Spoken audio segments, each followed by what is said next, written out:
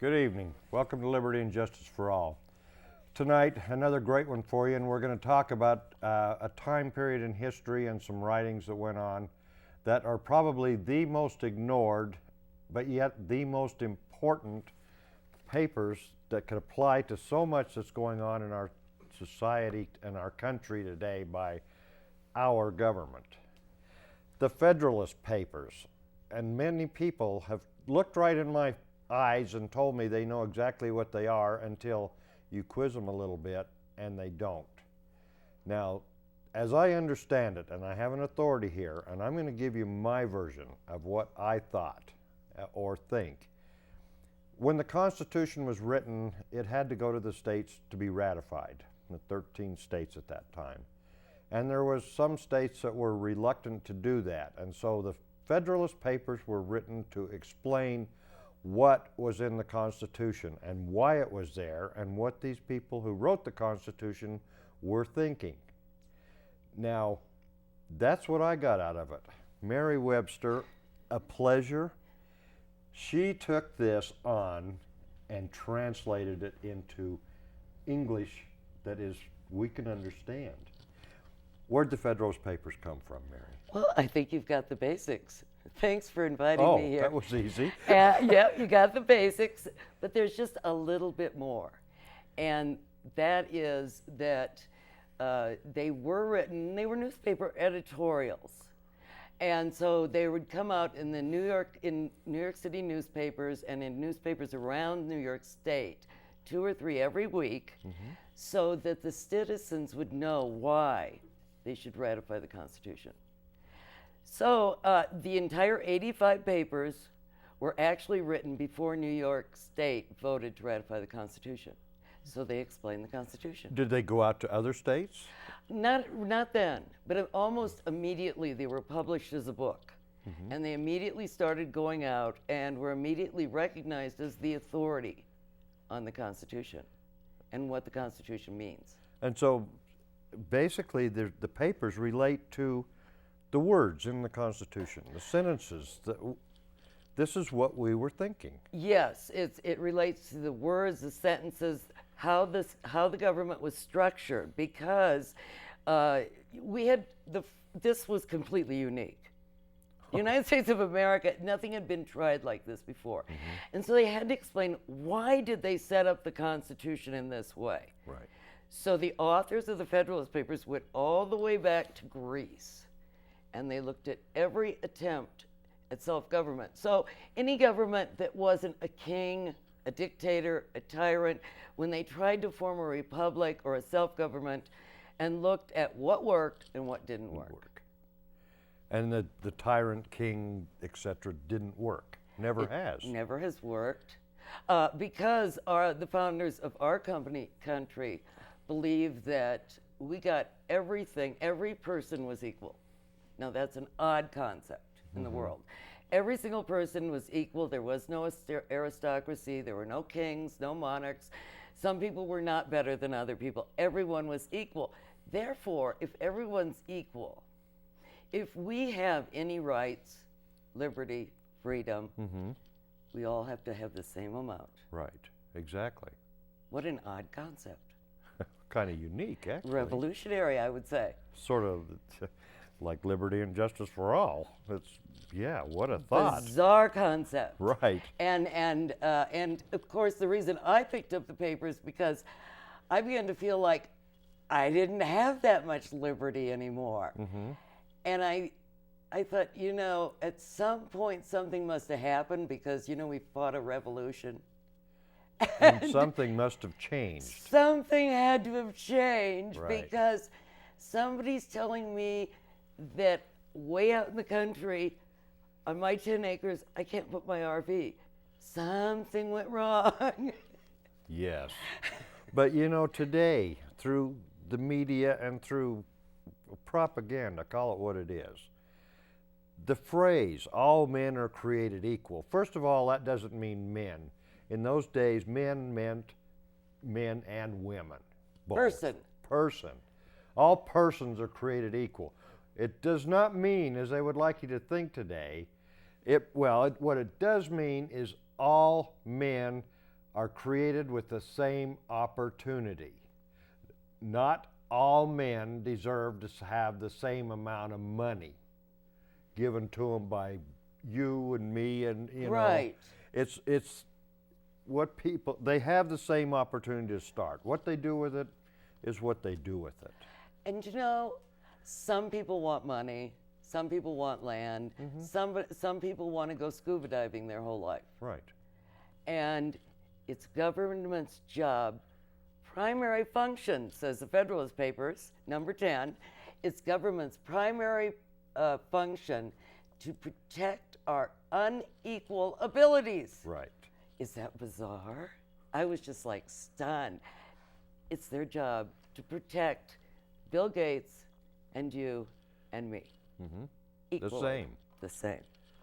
So we can do what we want to do. What we want to do, not what somebody thinks we should be doing. Yeah. Well, that seems to be what it is today. It's exactly. Now, you mentioned republic. Yes. Now, I heard just the other day from politicians right on TV that we live in a fine democracy. Yes, they do use that word. And democracy, I think when it's used sometimes, they use small d democracy meanings. Basically, they mean self-government. They don't mean democracy. A democracy, I wasn't sure until Federalist Papers what a democracy was. But literally, in a democracy, every single person meets, and every single person decides where the traffic lights go. There are no representatives of the people. So you don't have a city manager, you don't have policemen, you don't have any representatives whatsoever. The people all meet and they decide every single issue. You just described chaos. Pretty much so, yes. And interestingly enough, they say in the papers that if every I think it's if every single person in a democracy was a Socrates, you would still have total anarchy. Right. So we have a republic, and that means that we elect or in some other way pick people that represent us, and they explain how sometimes a representative of the people actually knows better what's for the public good than a group of people. Because when you have a group of people here, there's always going to be somebody who's going to sway the whole group, and the whole group's going to. Whereas the representative, the group's representative, can be a little bit above that pressure. And so the papers make it really clear you do not govern by opinion polls, that you're supposed to be a leader. And so that's what we have. We have a representative republic. We were supposed to have that. You're supposed to have, yes. Now. No, actually, we have it because you know what? It's our Constitution, yours and mine. It is not the government's. The government doesn't have a Constitution. Right. We have a Constitution. You know, with every right, you have a responsibility. It's our responsibility to uphold the Constitution. But I've read the Constitution. I have not read all the Federalist Papers, but I have read the Constitution. And there's some of the things that they're doing in there that I couldn't find. Are they in the Federalist Papers? And a comment, you got me thinking, why do we need the Supreme Court if we already know what the Constitution says? They sit up there and say they're supposed to interpret it. Aren't they supposed to enforce it? Well, of course, yes. But I think we all know from personal experience that if people can do something and get away with it, they will. They will. It's as simple as that. Human beings, whether they're in government or if they're on the school play yard, they always behave the same way. And that was a stunning thing that I finally got through my head reading the Federalist Papers, is we think we have problems, they have the same problems, the exact same problems with the courts, with the legislatures, with the executive. And so in the final say, it's our Constitution. and of course, that's why they expected every single citizen of the United States to be armed. So just in case the government ignored the Constitution. Right. Final case, you go and you overthrow the government because the government is not an entity. Only people I are. thought the Second Amendment was just for the guys that go chase down Bambi. Yes. I know you don't believe that, but I am stunned to find out some people believe that the Second Amendment has to do with hunting animals. I have no idea where they got this idea. But not from the Federalist Papers. Oh, Lord, no. In fact, they very briefly mention the right to bear arms because it never occurred to them that an American would ever give up their gun. Right. Ever. I mean, it was just like they just go, You just don't why do it. would you do that? That is stupid. It's like landing with your wheels up. You don't even consider it. Right? Yeah. Exactly. Right. And so it's like when the first person asked me, okay, could you give me all the quotes from the Federalist Papers on the right to bear arms? And I'm going, oh my. This is going to be a really short paper. Right. And it is. You know, I have that one card, and I have every single quote on that one little card because it was so beyond their imagining. I mean, they had just defeated the greatest empire in the world because every single person was armed and every single person believed that this was their country. Right. And it was. It was. Absolutely. Why would someone sitting like in an office, I mean, we could call this an office and we could be those person. Why do they get to say, I can or can't have it? They're no different than me. Right. And that's the hard thing because what I didn't realize really until I read the papers is that people want an aristocracy. The majority of people want to be led. And of course, in our lifetimes, we've seen that in new cults. And of course, we've seen it in dictatorships like Hitler, but in cults in the United States, you see how much there's a lot of people that love to be led.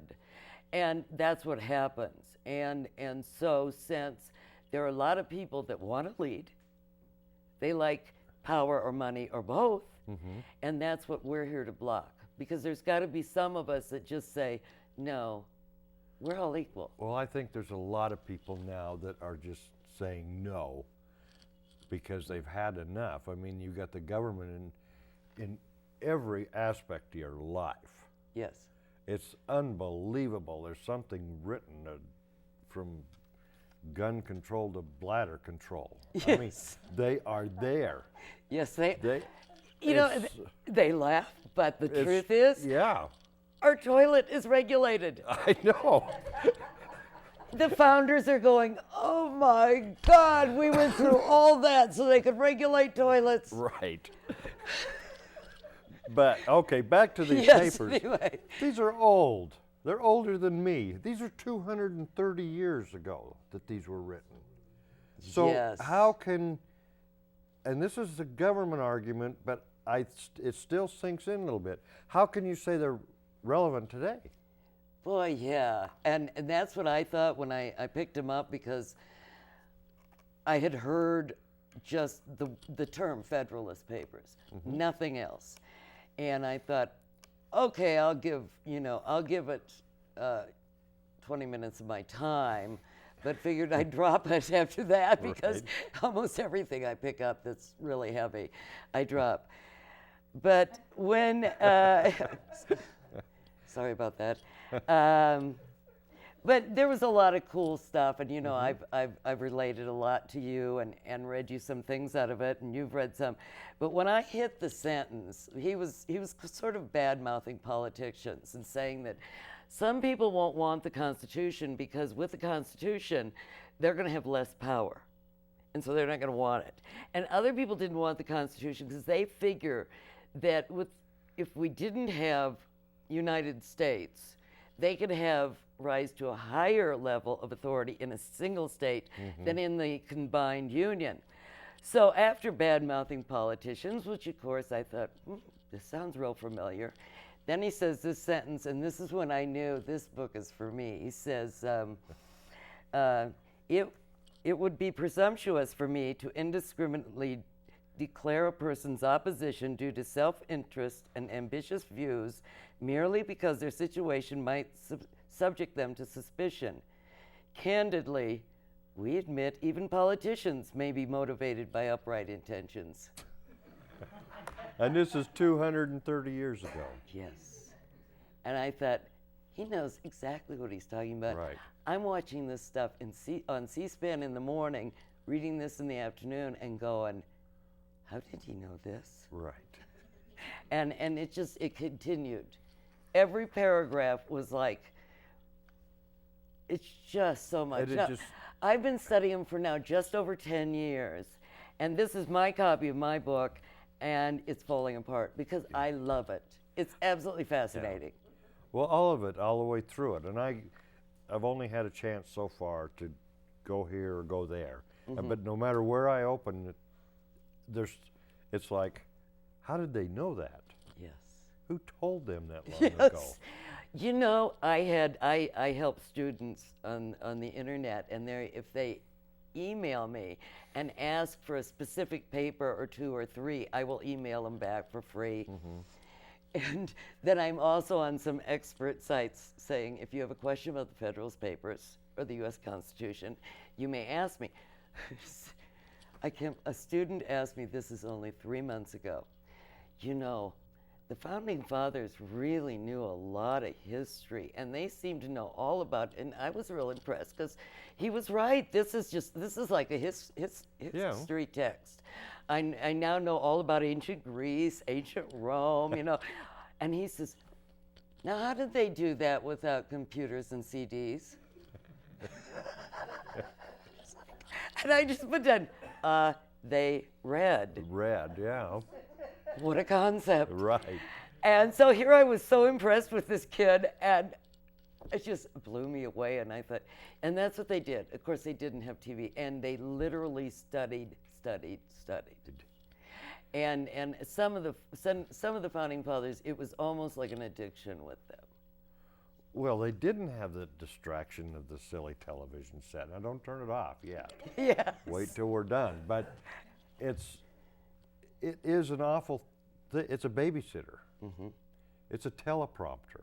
It's all of those things that and being used that way. And it's sad, but now we can use it too to bring other people up to speed, right. Because we can use it as an educational tool. And just like I have had professors say, how dare you have translate this? What was wrong with it? I could read it. Yeah. I don't even ask them a question because it's really not nice to make people feel foolish. I have run across some people that know the papers, and I am exceedingly impressed, but very few people have really read them. But if a professor can read that and understand, why is that professor not teaching it? That's a good question. Oh, because everybody can read it. Oh, yeah. Oh, yeah. Yeah, oh, no, it's real easy, and it's like, I don't think so. If you can find an old dictionary to read the Old English, mm-hmm. and you want to sit there and translate it, or call Mary. Call me, since I already went to the trouble of doing that. Right. When I started doing it, of course, it was for myself. Mm-hmm. And as I'm going along, I'm thinking, now I really love to do this stuff. I love to translate. I love to play with this and get these sentences down so they're readable. Other people don't like to do this. You know, maybe other people would like to read the work I've gone through. So it took me a little short of 4 years to do it. Mm-hmm. But it's worth every second. And I would put myself against any professor who just comes out and says, oh, anybody can read the papers. I challenge you to a quiz. Right, exactly. Well, private property is one that we are facing in this country. It's like an attack on private property. Did the Federalist Papers address that? Oh, you bet. Because again, it's the government's primary function to guard each of us and keep our ability to collect property so that we each have that. And they talked a lot about it. And of course, one of the things they were worried about, because they had just fought a revolution to get a country, country Right. out of the country. And so they were really concerned about a federal government that would come and take property from the states. So if anyone has a copy of the Constitution, it says specifically what property the national government can take. And it's just a tiny little bit for Washington, D.C. The states involved had to agree. Tiny little bit for forts. The states had to agree, but they figured the states would probably want to agree because of, the attacks from foreign countries. Yeah. And a little bit for arsenals and navy yards if the states agreed. Right. That's it. They cannot take another piece of property. All the rest of the property belongs to the states. But we gave him that, or gave them that 10-mile square, DC, just for that purpose, and said, okay, here, be government. But we didn't put up a razor wire fence around it to keep them in there. No, we didn't. That's the problem. We didn't finish the job. We gave them instructions. The Constitution has 17 functions that they're supposed to do, and they're supposed to go there and do it on the 10 square miles we gave them, and no more. That's right. And they've gone berserk. But who enforces the Constitution? I do. Yes, if you have a contract, just because you have the piece of paper, it's a piece of paper. You have to enforce a piece of paper. Right. And that's supposed to be the That's people. our responsibility, yes. Right. And we've literally allowed this because, we have it really easy. I mean, think about it. We have such luxurious lives, even the poorest among us. Even at my poorest, poverty-starving artist doing this stage, I still was living like a queen. And so we do have to enforce it. And apparently, because of the rise of, all of a sudden, when I started doing the Federalist Papers, nobody even knew what they were. Right. All of a sudden, you hear about the Federalist Papers. Lots of places. They're on Amazon. There's the Essential Federalist. There's the Annotated Federalist. And what this means is the people are taking an interest in their own Constitution, They're and seeking we're them out. going to start enforcing Yeah. it. Well, they throw it around. You go into a courtroom, you go talk to your congressman, you listen to these people on television. They all throw it out. Is it constitutional or is it not? Well, hell no, it's not. Anybody that's read it knows it. Well, they think there's some secret messages in it. And I did too, because that's why I picked up the Federalist. I picked it up to understand the Constitution. You know what? I picked up the Federalist to understand the Constitution, and I didn't read the Constitution. I just Mary. assumed I wouldn't understand it. So I'm just studying the Federalist, and finally I think, it's like 6 months into this, and I think I'll read the Constitution. I thought, boy, this is just about the clearest document. Unlike the Federalist Paper, Yeah. it's one of the clearest documents that ever has been written. It's not a hard read. It's wonderful. It was just like, who wrote this? Yeah. Because it's as clear today as 200 years ago. And it means what it says, Oh, it doesn't it? means exactly. But in case you find somebody that says, oh no, it doesn't. He actually, in one of the papers, they explain how a sentence works. That when you say this, and then you put a list with a period at the end, this is describing this list, and that's called a sentence. And he goes right into this. And so it's like, oh, I see how that works. So that's what that means by these powers as listed below. Oh, those powers, the ones before the period. Right. But because the Federalist just reinforces what you and I, as just logical, rational people, we'd think, well, of course this is true. But some fancy professor who, has all the letters behind everything, you go, Yeah. oh no, you don't quite understand the nuances. Right. The nuances. Well, now we can say, yes, I completely understand the nuances. The founders taught me. Yeah. I don't have to base it on any opinion. Yeah. This is the opinion that talked the people of New York into ratifying the Constitution. So this is what they must have believed it meant. Well, they read it because they ratified They it. ratified the Constitution, and who knows, they might have ratified it anyway. But another good indication of why this was so incredible is it went into book form almost immediately. Like within just like that, it was into book form. Well, what could be better than getting a book or a document and then having a total explanation of the people's minds that wrote that document? Yes. What could be better than that? One of which was the first Chief Justice of the Supreme Court. So when somebody brings up, well, the court says, we got the first justice, Yeah. Chief Justice. Yeah, and the Supreme Court has passed so many things that are contrary Oh, to the absolutely. Constitution, to the Federalist Papers, Oh, absolutely. to the people of this country. But again, almost anybody, you have to be literally a saint and maybe even above that to not try to get by with something. And when you think Granted. the greatest person you know, even them would try to get by with a little bit, and then you take the whole bell curve of human behavior, well, you're going to have some people that are going to want to get by with a lot. Yeah, we elect them. And yes, we have, and other countries have too. And so people will get by with exactly what they can get by with. But if you hold them severely by the tie and talk to them, they listen. Yes, some of them do. And some of them actually like learning. And the ones that like learning, they come along and they go, oh, this is so much easier this way. Doing it the right way is actually easier on me than trying to finagle around the corner. Yeah. And the other people, well, you throw them out.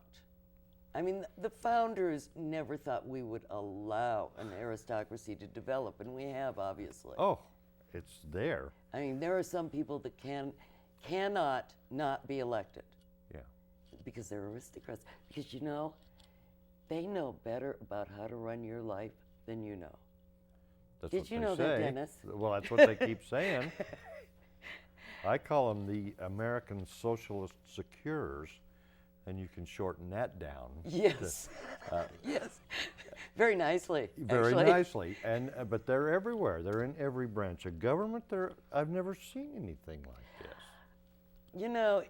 This is what this is amazing for. The Federalist Papers. It's the best psychology text I've ever read. Yeah. And what I discovered was, and when I get real annoyed with government, politicians who do this stuff, I realize, the Ladies' Rosary Guild at my church, there was always someone who wanted more power, that knew the right way to kneel. Do you know that lady, when she's kneeling, she sometimes leans back. Oh no. So in every group, there are some people that just want to control how people do things. No matter how big or small. No matter how big or small. Just, And so this is what it explains. So I no longer get mad. Now I have some answers, and I don't have to be mad because they're human beings, and that's how human beings behave. Therefore, we have to work around it. And that's what the founders kept saying over and over. We have to find a way to pit ambition and money against ambition and money and power-hungry guys to block each other. right. And we have just let it go because we've had it so easy, Well, But there are some of us that finally said, oh, to hell with it.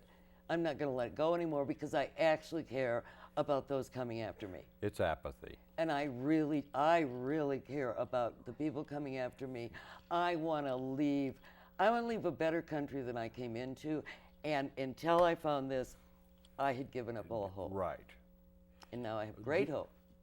But there is a way to stop them. And that is Absolutely. to enforce our contract. Yes. And how do we do that? One at a time. Yes. And, first, it would be really good if the people knew how much freedom they actually had. What happens when people actually find out that they have freedom, liberty, and independence? Well, each person. We're about 2 generations into people, though, who do not have any concept of freedom. They see freedom as what the government tells them it is. Yes. And that's not freedom. That's not freedom. Freedom is for me to do anything I want as long as I don't harm you. Yes. Ask any little 5-year-old what freedom is when he wants to sit and watch his favorite cartoon and his mom says he has to take a nap. Yeah. He understands the concept of freedom. That's right. And that's why the best place, the most effective place eventually will be when high school and college kids start reading this. They'll go, whoa, Yeah. I had no idea. This is cool stuff. Let's rebel. And we're giving them the tools to have a whole new rebellion that will make the Boston Tea Party look like nothing, but it'll all be based on ideas and real rational arguments that you can't, when I first started this, it was because politicians would say, the founding fathers said, or the founding fathers never thought of that. Right. What happens when somebody knows exactly what the founding fathers said and thought of? They do something. I mean, the poor for person. themselves. I mean, you have an argument with somebody and say, oh, the founding fathers never thought of that. And you go, yes, they did. Here, let me read you. Right. Yeah. And you're going to basically wear them down. And kids are good at wearing down those nasty adults that don't know what they're talking about. And so that's what I'm looking forward to, is getting this out. There are some high schools already using it, and we hope eventually to just have a revolution. That's marvelous. Now you're rewriting them, Again. or translating them again down Yes. to a lower grade level? I'm trying to get it to 10th grade level. I'm not going to get it to 10th grade. I'm trying. I've gotten it down so it's still easier than this. The papers are about 70% of the length because there is redundancy in the papers. And one of the redundancies is a whole long line of adjectives before the noun. and so it's very repetitious on some subjects. It's like, yeah, I get your point. Right. Yeah, I get it now. So literally by cutting out a little bit of the redundancy, I've been able to get the papers down so they're 70% the length of this book, which makes a big difference, so that the first paper here covers a little, almost 3 pages, and in the new edition, it will cover just two full pages. And I'm getting the reading level down to almost 10th grade. And there's a teacher, I've been on my website, I've asked for any teacher who teaches the Federalist Papers, they may use these, try them out, see if they really are the full context. And so far I've had one teacher take me up, he's taught it in high school for many years, and he's gotten the first 40 papers, and he says, I can't wait for the whole book because everything's in here. Well, this should be, is there a way to take a subject and then say, these Federalist Papers apply to this? Right. Or private property, here's a Right. list. Gun control, here's the short list because they didn't believe it. Yeah. Anything. Well, see, there's- something that would. I have the index in the book. Oh, you already have that done? Yes, and And I did another thing, because almost every copy of the Federalist paper has an index of topics. However, what they do is they have the page number that the topic's discussed. I didn't do that. I put down the paper number and the paragraph number. That way you can read it in my book. You can find an older copy, read it, make sure I got it right, because I'm not saying I got it all right. I'm willing to discuss that with anyone, and so far, I've gotten all positive feedback. But just in case, so I've got the topic, the paper, the paragraph number. You can turn to any copy, read it, and there you got it. Okay, here's what I want you to do out there. I want you to send me some stamps, because I want to send this index to about 25,000 judges that I know, so that they'll have this, and I want to make their job easier. When they want to know about private property, here it is. That's a terrific idea. That's a great I hadn't idea. thought of that one. That's Send me marvelous. some stamps. Yes, you bet. That's a great idea. You came up with a new one. I thought of, that's marvelous. I love it. Because then they don't need my copy. Any They old don't copy of the need Federalist anything. Papers. We're helping these guys out because they We're a whole obviously can't find it. Right? We're a whole research department with a single stamp. You're welcome, Judge. Oh, what a terrific idea. I love it. We're doing it. Let's do it. I can't wait. Okay. Get back on the computer. Oh, Gosh, we solved another big problem tonight. okay. We've got a thing going on in this country, and it's called Homeland Security. That fits right in with the Constitution, doesn't it?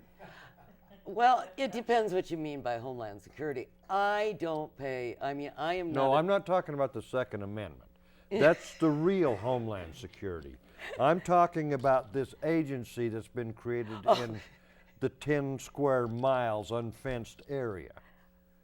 Well, it does seem like just another bureaucracy to me. I have not studied it in any way, but you know how much I hate bureaucracies in the government, and the fact that there are only a few things. Now, the thing is, where they kind of slide under the wire is the whole protecting us thing. But other than that, and I really don't have any knowledge of exactly how it's set up or anything, and so I can't give you a really good answer Well, on that. It must be constitutional. Well, it won't take long for someone with an interest, Dennis. To find out. Yes, you have a copy of the book. Yes. Okay. I did all that property work. You can now do Homeland Security. I'll do index. I know what list of Federalist Papers I'd like you to put together for me. The list about the welfare. Oh, yes. All the welfare that we have and all the agencies. How many Federalist Papers are there? Oh, the paper on how we're to pay taxes so the government can give other people money so that they Yes. can live. That's the one. Yeah, that's the one. Yeah, that's the one. I remember them saying something about the stupidity of thinking all people should earn the same amount of money. Would that be the one? That could That be would the be one the one. too, right? No, it's real funny when the founders thought of general welfare. That was not the definition they were using. We go back to what a dictionary and yeah. No, that's absolutely so abhorrent. This is one of those things that I don't think it ever occurred to them. There were a couple of things that didn't occur to them.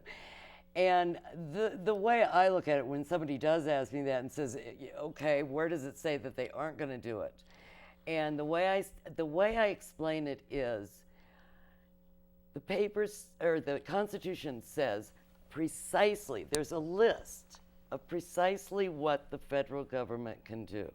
Right. Anything not on that list, they can't do. Right.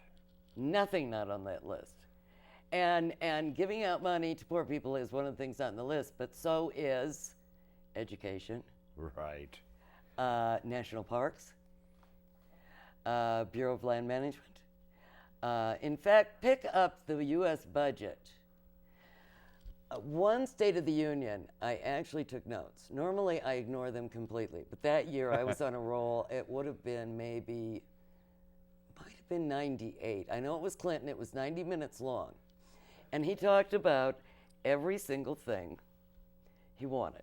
Yeah. So he's going down 90 minutes of this. Mm-hmm. 2 minutes. Well, it was under 2 minutes. I was giving him the benefit of the doubt. 2 minutes was constitutional. Every single thing on that list was unconstitutional, except for the very brief about, oh, and maybe we'll spend a little money on the Army. That was it. It's like, why do we have a government? That's what amazed me. Why do we even have a government? Because we came here and we want to be self-governed, or basically we want to live without somebody telling us what to do. Mm-hmm. So why did we even start a government at all? And there really is only one reason. Our persons and property needs some safety. Right. That is the only reason we have a government. From foreign, domestic, our next door neighbor, whatever, Yeah. we need some safety. Right. That's the only reason. All these other things, no. The reason we have as high unemployment and as poor of economy as we have, which in relation to the entire history of the world is rich, but there's no freedom. Right. There's no freedom because the government micromanages every single little thing. Everything. And guess what? They talk about regulations ruin business in here. Regulations stop discovery and innovation. It's in here. You don't regulate. 230 years ago. Yes. Not only that, they say if you tax something too high, the revenue to the government will go down. I knew that because, I have an MBA in finance. I understand that. They understood it completely. He says, if you want to raise the revenue to the government, lower the taxes. Because people will automatically go out and they will produce more money. And of course, the economy, the amount of money in any system is not a finite amount. Right. It grows. And it can grow exponentially. But the government stops us. And anybody who traveled to the Soviet Union before it fell said that it absolutely, the poverty, the horrors, the dirty air, it was just disgusting. Mm-hmm. And why weren't we living like that? Because we had the freedom to make money. Right. We did anyway. We did. That's been sort of the biggest shock just the last year or so, because I've been out of having my own business for quite a while now. We had a family business through most of my life. And now, where I live, there are so many regulations. I mean, I could not. It's everywhere. I couldn't take and just put up a little stand and say, Mary's book stand, come, get your pamphlets here. Yeah. I couldn't do it. Because literally I would have to earn so much money before I could even open the door. Right. And that's to me, that's horrifying. That is like the final, to me, it's like the final straw. Well, I think it's planned. It's pre-programmed. It's the way it is.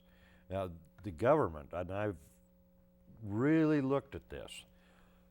Why have a government? That's a really good question. And actually, it's because as individuals out working, trying to make a living, prospering, we don't have the time to go chase bad guys out of town. That's right. And so you put somebody there, but you delegate your power. Right. You cannot give them any power that you don't have.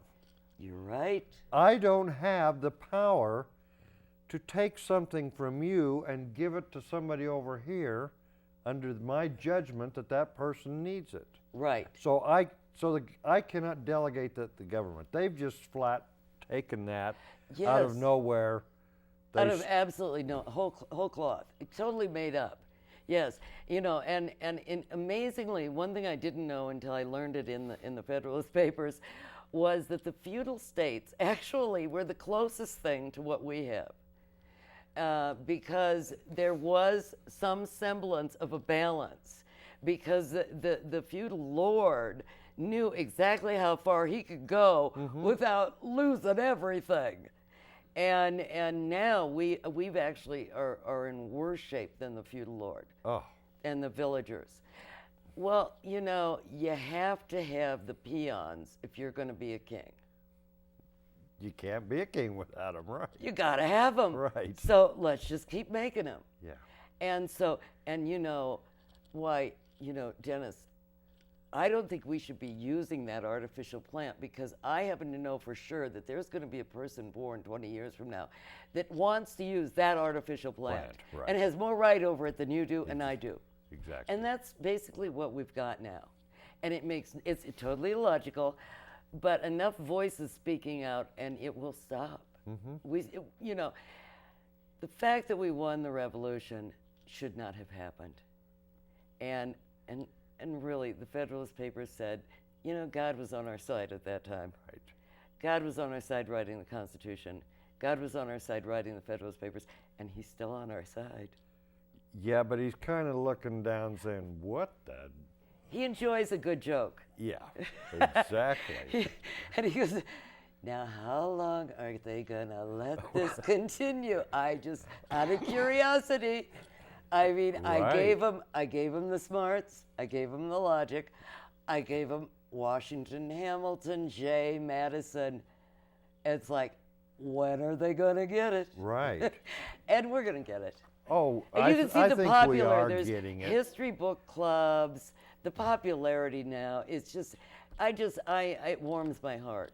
Well, I feel good, and it sounds ridiculous, but every time they come out of the woodwork with some of their garbage to stop me, I feel good because I realize that they realize that I realize. Yes. And I like that. And you realize, of course, too, that they'll get crazier. Exactly. The more that they go, oh dear, I'm going to lose it, I'm going to lose it. And what Yeah. happens when somebody thinks they're going to lose? A little kid, again, children teach us a lot. A little kid that thinks he's going to lose his teddy bear, he could have walked around with it for weeks and just drug it along behind him. But the second he thinks his friend's going to walk off with it, it's mine. Right. And he gets nuts. Yeah. And that's exactly what happens with people in power. They get crazier. And then they get so crazy they say really stupid things. And because we live now, we have computers, we have TV, we have all these ways to record them and show people how foolish they are. Right. And it's not just you or I saying, but I saw that. Well, you have a bad memory. And yes, I do have a bad memory. That's why I now use computers and Right. tapes and cameras. That's why I took what he wrote down. See? See? Yeah. Yes. And so now we actually can get it out. And it is so much fun to seeing people actually being held accountable for something that came out of their mouth or Right. something they did. Yeah. And it's on tape and nobody can dispute it. I love it. Oh, I do too, and it's fun to watch them squirm when you say, "You said A right here," and they say, "No, I didn't. I meant B." Yeah. You didn't say B. You said A. Yeah. Or you say, oh, well, just a moment. Let's roll the tape. Yeah, exactly. And it's like, oh, well, that's not what I meant. Oh, okay. Yeah. Okay. Right. Yes. There needs to be a whole lot more of. Would you read that back, please? And the truth is, Dennis, that you get it, I get it. We all have friends that get it. More people are getting it all the time. Never underestimate the American people. Oh no, absolutely They not. get it. You don't have to explain it to them and say, see, he's a liar. He really did say that. No, they get it. Yeah. If they see the proof, that's fine. Well, some of the stuff that's coming down now is so ridiculous. It's so absurd. It's so obvious. I mean, we've got people that take themselves serious in this town called code enforcement officers. They believe they're people. They believe they're little dictators. As I have never What? seen. I mean, it's a code. I mean, I'd love to, having now visited Reno, I'm going to have to look up the word code, just like I Yeah. looked up the word misdemeanor during the impeachment, because it's not what people think it means. Code, I think code is like, it's so far down on the scale of behaviors that it's like, Yeah. that's like preschool bad behavior. Ooh. Yeah. And you actually employ people to monitor this here. Right, exactly. Oh, that's good use of the taxpayers' money. Oh, yeah. So I suppose you don't have any streets that need fixing or any law enforcement issue. You have no robbery or burglary. Exactly. Oh, Right. God, I'm going to have to move to Reno if the only thing you have to worry about is like, how high your fence is. and, Yeah, that's it. Yeah. how many inches back from the curb your sidewalk It's is. unbelievable. And all these people running around, this is another one I love, and I love asking these guys. I'm special agent. What's special about you? None of them have an answer. Well, it says so here on my credentials. Well, I don't think you're special. And I really don't like agents, so, bye. But people are intimidated by that. We are, and I am too. I always have been, and it wasn't until I really got it and felt comfortable that I got it that I finally could say, before I got intimidated, I got mad, and honest to God, when I was in high school, I would get mad, I'd argue, I'd cry, and then I'd get laryngitis from arguing so much. Because there was so much emotion involved. There's no more emotion involved. It's all black and white to me now. Yeah. Because I now know for sure the things that I thought made total sense. Like, I would listen to people and go, oh, now that makes total sense. That doesn't make total sense. Total sense. Which? Yeah. Well, as it turns out, I was right. Yeah. Because the people that were making sense were actually doing things correctly. But now I know for sure. I'm not taking someone's opinion. I'm not Google-eyed over some star in politics. We do have our political stars. It's just the papers. It's been written for 230 years. It's been written down. There is we don't have to figure it out. Yeah. Isn't that It's just already there. Isn't that, I mean, it's shocked because I thought I was going to have to spend years researching this stuff. Went upstairs to my attic, dug through old books, found a copy of the Federalist Papers, found a copy of Webster's Third International Dictionary, came downstairs, was living on just nothing because I was just getting over a terrible illness. Everything I had to research was in my little tiny house. Yeah. It was all here. And it's all words. It's words, and meanings. it has meaning, and it was put down by the guys that really got this started for us. And I do believe in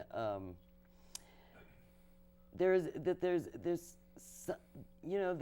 was something motivated within them, and some of them even said it was God. Something inspired them, because it is absolutely, like I said, it just covers the whole gamut so beautifully. Because we go, why do we have a government? Why we want self-government? Why other self-governments failed? What's wrong with the Articles of Confederation? What powers does a government need? And then how do you set up a government? You have absolutely the entire text of all political science courses right here. Right there. But none of this is taught in political science. Very few schools teach it.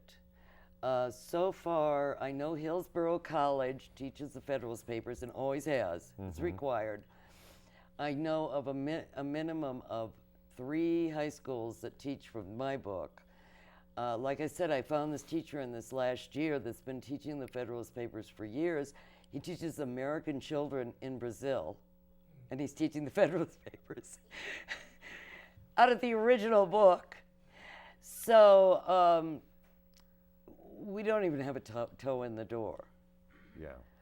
But we're almost to have a toe in the door someplace, because it's starting. It's starting, and kids love it. Yeah. Because there's so much meat in here that kids love it. Because it's not dry, it's not dates. It's education. It's great. And It's stories. It's stories, and it like I said, I could put current names to everything he describes in here. And it's real fun, because a friend of mine has just finished the Hamilton book. And after all these years of studying the Federalist Papers, I now know actually who he was referring to when he described behaviors. Yeah. But he didn't say the name, because he knew the behaviors were universal, and that men from the beginning of time behaved in certain ways in certain situations. So he didn't use people's names. You know, it's like, don't go along and act like Mr. X, he's a jerk. No, he described the behavior. And so I can turn on C-SPAN and I see the same behaviors. Right. And so that's why it's timeless. And nothing's changed in all Nothing. these years. It's always. Absolutely. Well, in the history of humankind, Yeah. you know. So the Constitution basically says you have the tendency to be this way. We don't want you to be this way to the people, so here's your restriction.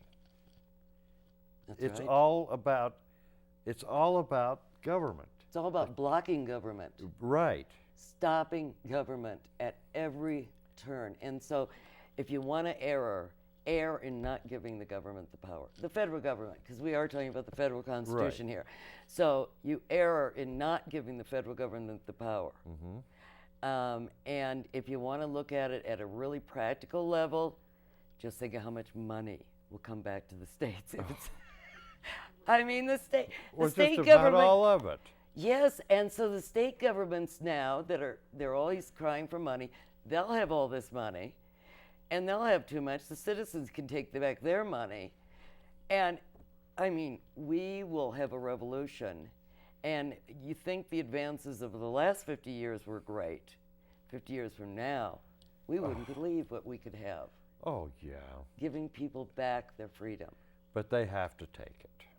That's true. I said that wrong. They we do. have to demand to have our freedom back, and I think we can do it. Yeah. I really do, Dennis. I mean, just finding people like you. You know, when I was alone 10 years ago starting this, I was alone. People thought I was crazy, giving up my life to do this. And I knew there were people, if I love this, there were people like you out there. There were people like people who, some of your watchers, that love it. They'll love it. Mary, I cannot thank you enough for being Mary. Oh, thanks. We have to get out of here. They're running us off. I Yes. really would like to talk to you more, but thank you so much. Thank you, Dennis.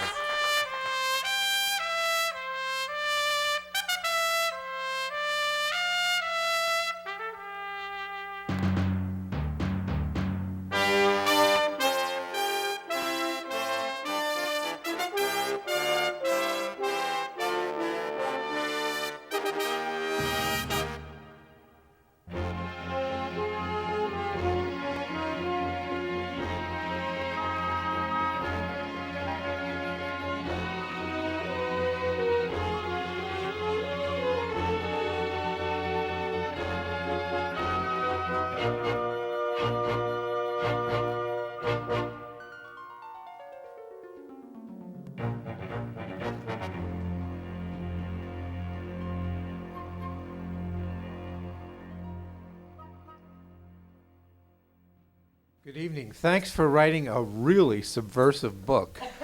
And I'm wondering how we can get this into the high schools before they discover just how this is more subversive now than the original one was when it was written. I kind of think maybe you shouldn't have any more programs like this and tip them off, because the government schools are not going to take kindly to this message once you get it out there. So maybe we need to sell it to parents first. The very first copy of my book, and it wasn't even published yet, I had to send it in a 3-ring binder and give them permission to make copies of the pages. Went to a Christian school in Arkansas. And they teach the whole book every single year. And then the second copy, or a little while later, there's a homeschool co-op in Seattle that Kirby Wilbur is the history professor for, or teacher for.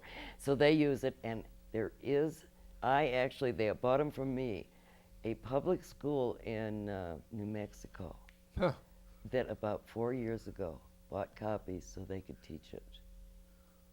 Now in Florida, some people got together and I made up CDs, data CDs with my book on it. Uh-huh. And then what they did is they bought a whole bunch of them, and there's this organization called the Silver-Haired Legislators. And they passed them out to everyone, and they passed a resolution that they were going to take to the Florida legislature that Florida schools make it a law that all high school students study the Federalist Papers. I think that would be an excellent law Isn't it for great? every state to pass. And I think that idea of getting it out to these independent and Christian schools, then they can be the agents to spread this disease, because Yes. it's this is homeschools. subversive, and homeschools. Oh, it's so subversive that teenagers will love it. Yes, That's what I like But they've got about to it. hear it first. So Yes. thank you very Well, much. thank you very much. Well, I'd like to push on this school thing, and I think that even if legislation could be written, that could be basically generic for all the states to introduce this. I don't know if it's going to work. We can't even get the Constitution in, but this is a little stronger. This is people talking. This is opinions. Yes, and the Constitution, we have all those opinions down through the years, and so Right. of course you can't get it in because, I mean, who knows what it means? But this is something completely different. It This says is the- what it means. This is the first source. Right. The very first. Also, just think now we have homeschoolers, charter schools, Christian schools, other private schools. Like he said, you know, we've got a large market out there that no longer is controlled by the government. And those people are going to really enjoy it. Churches. That's what Derry Brownsville always said. Churches, every church, every library, every home. Right. And you know what? So far, now it is like in about the 5th printing, but so far I haven't sold enough of these that there's one in every public library in the United States yet. Well, then it means we got a lot of work to do. There's a lot of work to do. All right. There's, Gary. Just a quick question. Who wrote the Federalist Papers? Okay, now this is not official. I have no official opinion on this because I'm a translator. And they were written anonymously. So I translated them anonymously. Historians believe that Hamilton, Madison, and John Jay wrote the papers. But because I'm a translator and I want to get just the exact message that they had, and their message was anonymously written. So, but it's pretty well believed it was Alexander Hamilton who wrote the most, James Madison, and John Jay wrote the least. But his are clear as a bell. One more question. And I haven't read them yet, and I plan to order the book and read them. I may have read them 30 years ago when I was getting a degree in American Studies, but I'm afraid this wasn't a requirement. Yeah. But I did have to read the Constitution and understand it thoroughly for an 8th grader to get out of junior high school.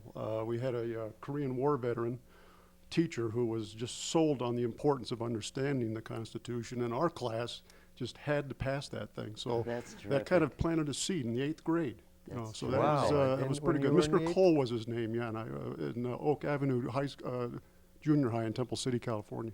So I salute Mr. Cole. But can you tell me if the Federalist Papers address the issue of currency control, money control, and how we got to the point now where a so-called sovereign government has to borrow money from a private central bank? This seems to be one of the root problems of this spread of an out-of-control government in control of an out-of-control currency. And I figured they must have addressed the issue of currency control somewhere. I wondered if they did. Not really. Oh. Yeah, because they basically are, of course, in the Constitution, they have the little bit about currency. Mm-hmm. And of course, all governments have to borrow money.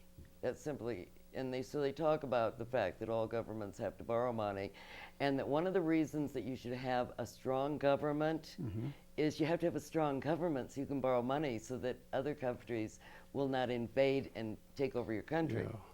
And so that you always have to borrow money. That's just economics. Other than that, no. And it really says very little about, and nothing about banking systems and that sort of thing. And so, but anybody who actually understands how that works can then look at the Constitution and go either yes or no. It's a number, again, it's a black or white thing. It's either in there or it's not. And so they do determine the value of currency. Somebody had to do that because, of course, it was just a mess. That's why the country was going under really, really fast. Money is absolutely essential. You've got to have some sort of a monetary system that really works and that's always fair and equal. And so, but they really don't talk a lot about it. They just briefly mention that, yeah, you got to have currency. We have to produce it and we have to value it. So, Okay, very good. Thank you. thanks. Hi. I really enjoyed your presentation tonight, but I was wondering, have you given any thought to the Anti-Federalist Papers? Have you looked at them at all? Yes, I have looked at them. And I actually thought at one time that I might go through them too. What I discovered is, since, again, the Anti-Federalist Papers were newspaper editorials, letters to the editors saying, we hate this part of the Constitution. You know, what's wrong with this Constitution, why we don't want it is blah, blah, blah, blah, blah, blah. Well, so what the Federalist Papers did then is they took that and said, okay, this is one of the arguments. Let me go through it. So that I actually know what the arguments were against the Constitution, and I learned them in the Federalist Papers. Okay. So you see what I mean? Yeah, that is. And since they actually ratified the Constitution, yes, you know, the Anti-Federalists, some of the things that they said would happen did happen. The Federalist Papers tell you why it shouldn't have happened and how we were supposed to block it. So we can now go back and unwind and say, okay, they were afraid this was going to happen, that the government would do this. And this is why they're not allowed to do this. Now we have to go back and enforce it. Well, Because again, anybody will do as much as they can get away with. right. Right. So some of us think that maybe we should have stayed with the articles. Absolutely not. We would not have country today. The fact that we have existed, now the Constitution, it was actually 200 and what did we decide? Because it was 87. 87. 87 is when it did. So it's 200 and whatever that is, 16, 18 Yeah, years. The fact that it's lasted for 218 years is actually absolutely incredible. So when you're feeling really bad at the spot we're in, the truth is no. The fact that it lasted long enough for us to get to the point where we actually, for the first time in the history of the world, actually have free media. Because we all now have access. Even when I was doing this, living in a tiny little ancient RV, I was on the internet. And I was communicating with people all over. So for the very first time in the history of the world, we actually have free press. And we can actually say, no, the government cannot. Because constitutionally, the government cannot in any way regulate press. In any way whatsoever. And now we finally have that. So the fact that it actually held up this Campaign long. finance laws, they do regulate it. You can't put forth arguments within a certain period of time before the election. Constitutional? No, but Okay. the Supreme Court did. And know? they are not human beings? Yeah. Yeah, see, that's just it. Everybody is a human being. and because they're on the Supreme Court or whatever their title, special Right. agent, whatever, they're all human beings, and most human beings will get away with what they get away with. There are those human beings, and luckily, they seem to be people who love the Federalist Papers, who literally, they would, whatever they're doing, they would do it whether somebody was looking or not. And so far, the people that love my book are that kind of people. There must be a reason behind that. But anyway, the rest of them, those that most people, if they can get by with something, they will. And so if we don't stop them, they would be fools not to have just taken off. Oh, what kind of fool? Another person would have come behind. Because I wanted to know, how do dictators get in power? It's so easy, and they explain it over and over in here. Well, a democracy, as soon as you learn how to vote yourself money from the treasury, democracies have always wound up being dictatorships or pseudo-dictatorships, Actually, which may be where we're heading. Every group of people, every society of any size, if left on its own without real hard controls by people like you and I that actually could do something, else with our life, we could be out, cooking or something like that. Every society will devolve into a tyranny. Everyone. People want to be led. And there's always a dictator among every group that would just love. If you look at Somalia now, there you have, for the first time in modern history, you have an anarchy. And it's working pretty well. It's not working perfectly. Some people are being robbed and stuff, but the commerce there is amazing. The infrastructure's being built, and so it's only like 10 or 15 years, and they'll probably run around and put a government in there. But That's hard to say. But the thing is, Wouldn't it be refreshing, though, with the way things are now, to be robbed by somebody other than government? right? That's what, like Walter Williams says. What's the difference between a thief and a government agent? He says, well, at least the thief doesn't take your money and then lecture you for 3 hours about how it's good for you. Right, exactly. And no one knows more about the Federalist Papers than Walter Williams. Yes, he's good. Yes. Thank you and very much he's for this absolutely presentation. right. Thank you.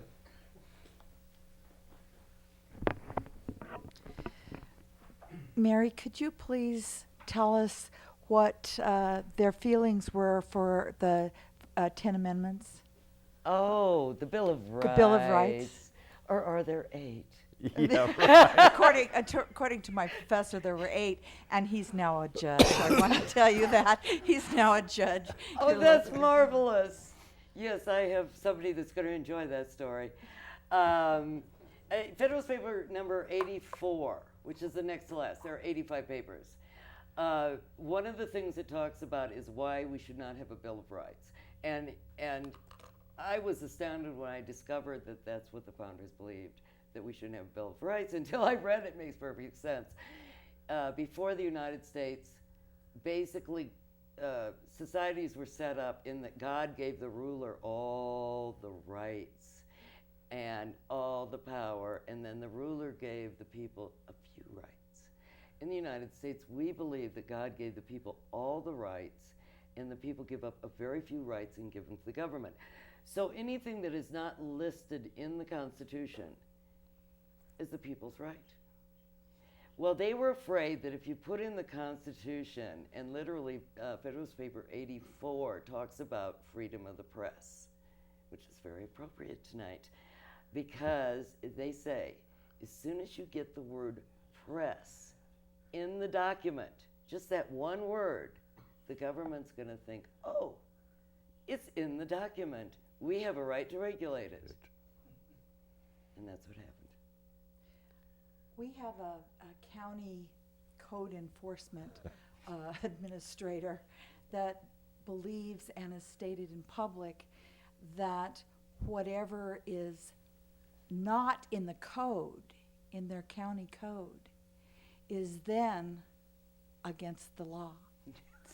You know, Could you interestingly, clear us? I mean, this is really bizarre. You got it. But interesting, he actually goes into, honest to God, he explains why that's completely insane. He explains why you can't list every single thing that is legal. That it's simply an impossibility, and so you should never even try. So that is one of the things, because see, the same technique that you were, again, that's a certain technique that a certain person used. Right. That exact same technique were used by some of the people writing against the Constitution and all through history. So he actually, when you said that, I thought, oh, do I dare tell her that in fact there were people a long time ago that tried that same thing? And he explains why you can't do that. How could you? Because you don't even know what's going to be going on 20 years from now, 30 years from now. How can you write today for something you don't even know if it's going to rain tomorrow, particularly in Reno? Right, yeah. As I found out. That it's marvelous. And again, some of these really outrageous things are marvelous, and why I'm glad I have a good friend that's a political satirist, cartoonist, because he'll love that one. Thank you. Yeah. Well, I think, Mary, that this is a real find. You're a real find to have dug this out, because there are many organizations all over the country that are struggling with every kind of issue you can imagine. Right. And from what I have seen in your book and what I have heard from you, there's an answer to virtually everything.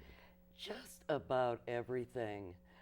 Somebody came up with some internet question one time for me. And again, it seemed to me, when you're talking freedom of the press, and when you're saying if it's not listed in the Constitution, it's the people's, it's pretty clear to me, that's ours. That's an easy one. It's a really I easy would one. think.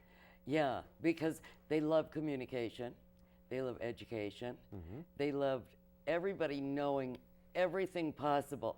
So with every person armed with a camcorder and the internet, the founders would have loved it.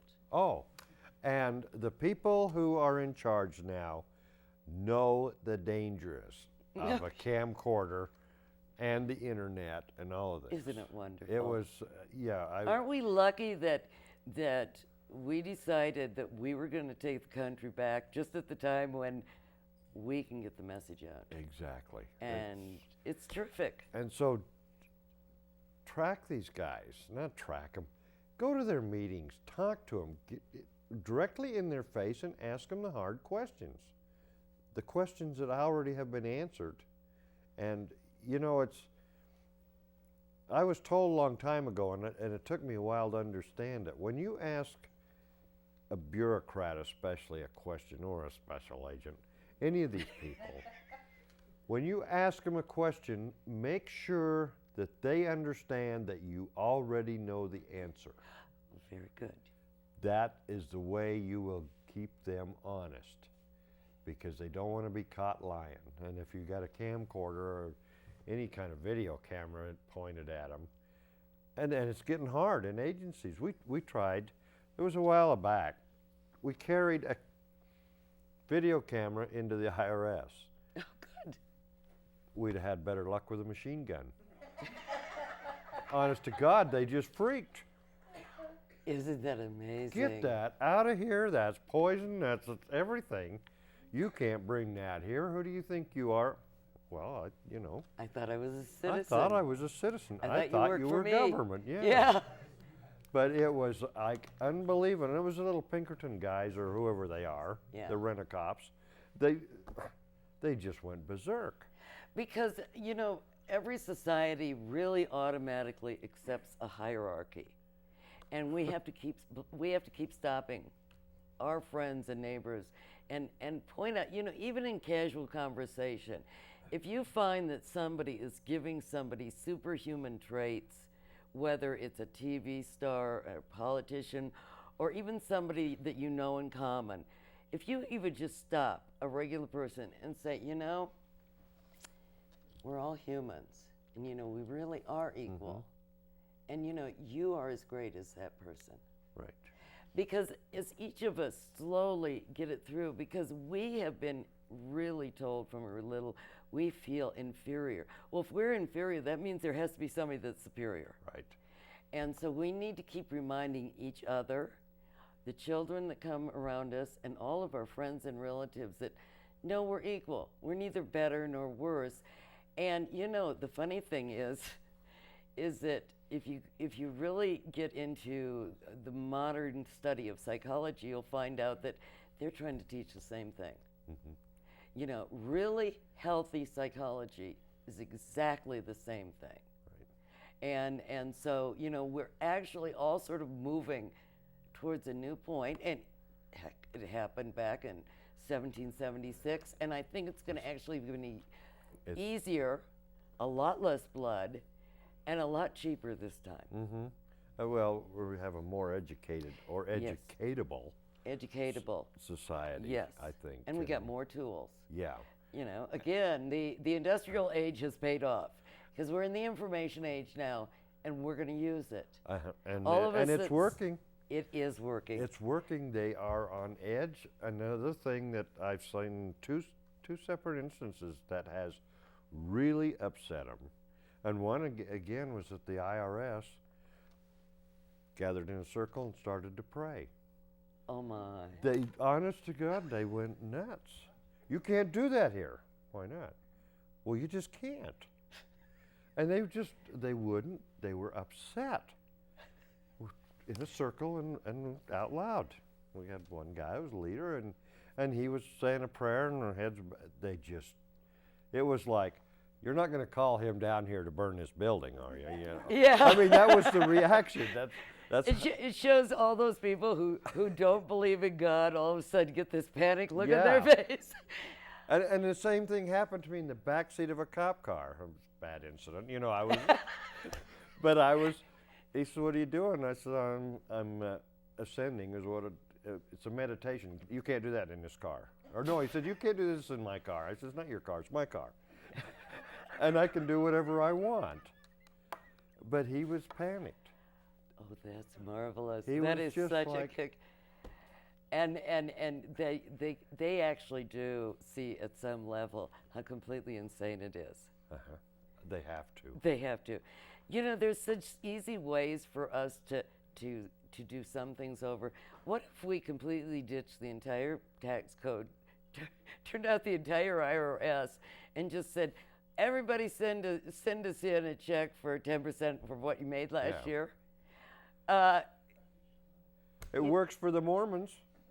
It does. And the fact is, do you know most people pay? Yeah, They absolutely. do. And we don't have to fund the bureaucracy. Right. And so it's like, it's a plus plus. Oh dear, all those lawyers and accountants wouldn't have jobs. I know, but you're Oh, bummer. jumping into an area called common sense Oh, sorry about Don't that. go there. I It didn't really mean to do upsets me. that. because they can't relate to it. Yeah, and that's what I finally realized after a while. And in fact, this is really cool.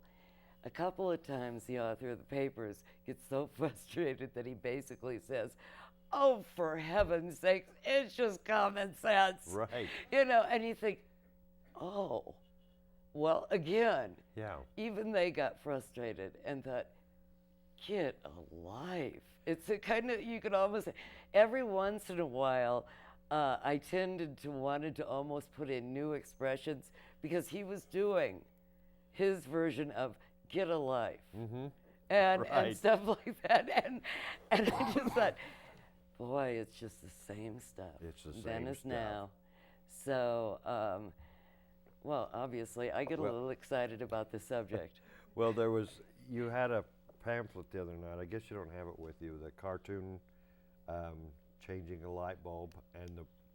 I do have it with Well, me. the one thing that impressed It's me, in there. and I don't know if you can bring it up here. Let's bring it up. I'd like to get a picture of it. But what impressed me was on the front of this was a guy, a cartoon character, And here we go.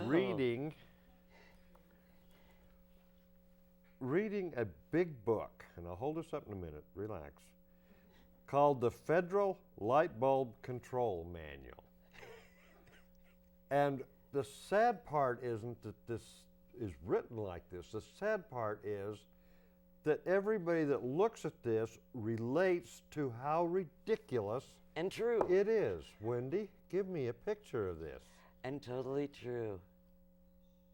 It's the Federal Light Bulb Manual, and it's a huge thing. And that's yes. exactly how they work. It's exactly how it is. And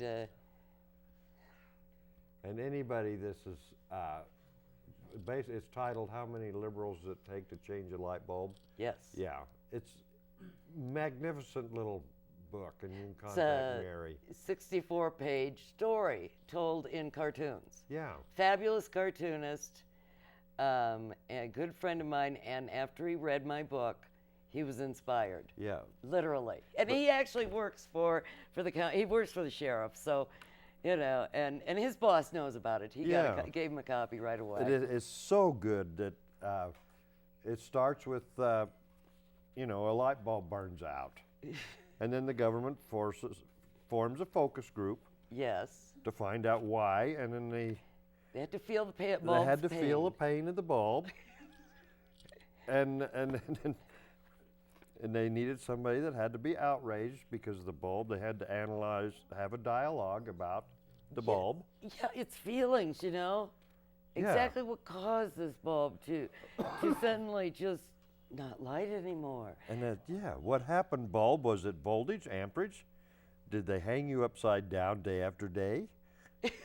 And turn you on and off and on and off? Yeah, it's that on-off thing. It gets every bulb.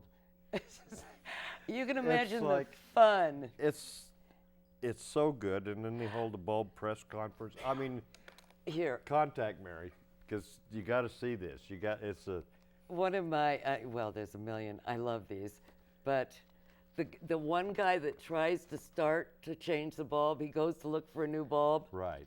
You can't see this, but he's in the warehouse trying to get a bulb.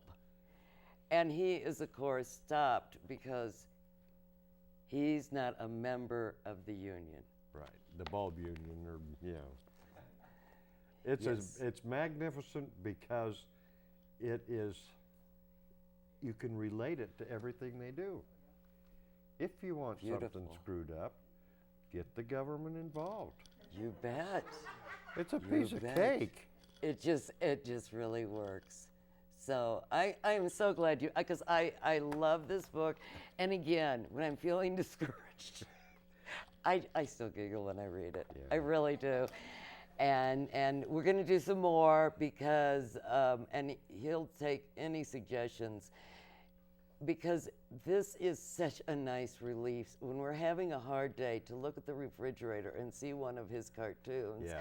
You know, because I'll go to him and say, this is what really bugs me. You know, could you do something?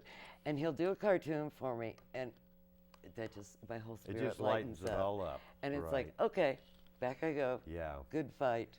Well, this is done so well, and I've always found that a little humor lightens things up, and then people understand, and they don't get mad, or they don't get afraid. Right, and people who really aren't that interested in politics and these subjects, like you and I, and we study it, sometimes they get this little niggling feeling, oh, there's something wrong, but I don't quite know what. You know, there's some little thing that happened, you know, the county did this one thing, and it didn't seem, well, when they read this, That all comes. then it all comes together. Oh, yes, because this is in fact how things happen, and this isn't right. Any idiot knows you take a light bulb out of the bag and you put it up there. Right. But the government couldn't possibly do that. So it's fabulous. So he reaches an audience that are maybe just coming up and first getting their first inkling there's something not quite Yeah. right, but they don't know what it is. And this is their first look. And also they find out, because you know what, you know, people have this impression that people who are really constitutionalists, that we're a real glum lot. Oh, I know. We actually are the people that see the humor in the whole thing, because if we didn't, we'd, you know, like just cave in. And so then they find out too that we have terrific sense of humor. Right. Those of us these are serious subjects, Yeah. but you can approach them from all directions, and humor is often wonderful. And yeah, it does lighten it up. Yes. Well, I think we've made the point that you have done a tremendous job in bringing forth some history that has been forgotten or pushed aside. I think a lot of it is intentionally forgotten because there are way too much truth in this. Way too much common sense. Way too much, let's make it easy in here. And the government, I mean, I did a thing once and it spread. I held up the Constitution in one hand and I held up the IRS manuals in the other. You can't And I do said, that. This is your brain and this is your brain on government. And this is, and it spread all over. And it's exactly what it is. It's exactly it. Yes. I mean, the IRS, I use it all the time. 7,000, probably more than that, 7,000 pages of double talk to say you do or you don't owe a tax. And why people cannot relate to that. And we're all responsible for actually knowing the 7,000 pages and paying the right amount of tax. Right. That they don't know what that is. Is that even begin to be logical? That we have time in the course of our lifetime every year to know the 7,000 page IRS code? No. No. Again, the founders would just go, who let this happen? Yeah. Well, they figured, somebody figured it out. If you took all the laws, period, in the U.S. and read them, you could do it if you did it, I think it was like at least 12 hours a day, reading constantly. You could read them all. It only did just take you 200 years. And that's a speed reader. Yes. What do you want, Sue? Yes, Sue. I wanted to make a comment, ask a question. Sure. You know, we've talked a lot about government tonight and the evils of government, but one of the things that I've noticed a trend in our society, at least here, and I think it's pretty much across the country, is people thinking that they have the right to tell everyone else what to do and how to live their lives. And along the realm of this code enforcement, you know, you have little vigilante groups that drive through neighborhoods trying to say, oh, does this person have an extra car in their yard, or do they have something else? And to me, that's almost as big an evil as the government. What do they say about that? Well, that's how the government becomes that way. See, because, again, the government is only people. And so that is a natural tendency of all people, to be jealous. It's simply a state of being. Jealousy is a state of being. And so all we have to do is be totally aware of it and simply not allow it to get so bad that it hurts us. And that's where government's supposed to come in. They're supposed to, like, stop people from harassing you because they're there to protect you. And yet, just the opposite is happening. They're Yes. encouraging those people. Of But course you're they right. are, So we need to because- hold the government to Because task. those people vote for the people who do the code things, who have real. Susan, they have a good job. You and I could live quite nicely on that money, and particularly if we were like even a little bit of power hungry and got a little bit of adrenaline high on controlling other people's lives. I mean, that's a heck of a job. I mean, I know you have like a real honest to God job where you have to produce every day.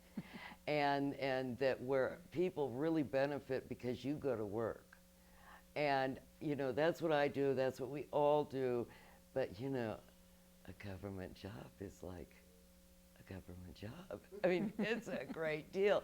I mean, why do we have a whole lot of programs? There are some programs that are really nice ideas, but we don't have the programs to help a person. Well, yeah, we do. We help the person who holds the job in the bureaucracy to keep a job so they have a job. I mean, how can you give money to a poor person if you have 5 people who have to have really nice salaries off that money? So it comes back to how to educate a student. I went for many years to a private school, And in my 8th grade classroom, there were 44 students. And one 28-year-old nun had no trouble teaching us a ton of stuff and us causing no problems. Okay, how can you have a classroom where every student in the class or in the school costs the state or the city or a combination of $10,000 a year? Now, say you have 25 students in there. That's $250,000. I tell you, Who's getting all that money? Because it sure ain't in textbooks. And as far as the teachers say, they're not getting it. And there's only 2 places students learn, from textbooks and from teachers. And that's not where the money's going. So exactly, why do we call it education money? I don't know. You don't know? I don't know. Well, please. I want to know that.